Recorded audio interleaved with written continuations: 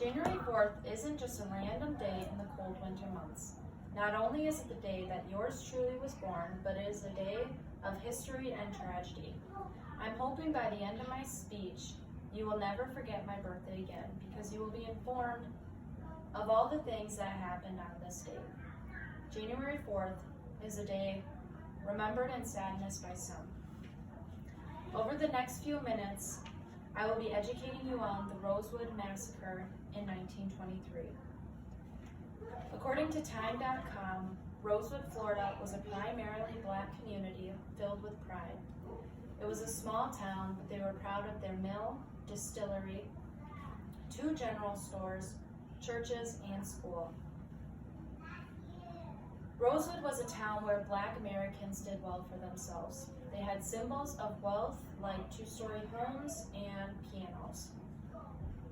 Although Jim Crow laws, segregation, and racism were still heavy, in Florida, life was great for these residents until a racially motivated massacre destroyed the town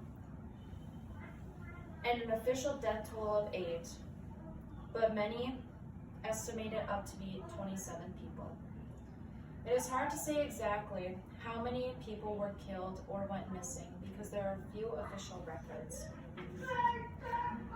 Trouble first began when Fannie Taylor, a white woman, accused a black man of assaulting her.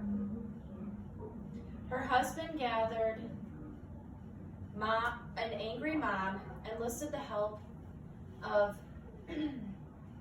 other counties and KKK members to find the man responsible.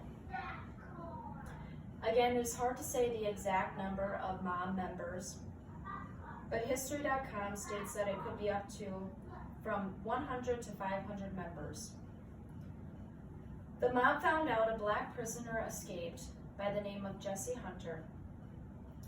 They were convinced that he was the man responsible and that black residents were hiding him in their homes. This led searchers to the home of Aaron Carrier and Sam Carter. Both men were tortured and beaten. The escalation and destruction rose on January 4th when the mob burned down churches and homes, shooting anyone that escaped the flames. Citizens fled to swamps, hiding in them for days, while others escaped with the help of John Wright, William and John Bryce on a train.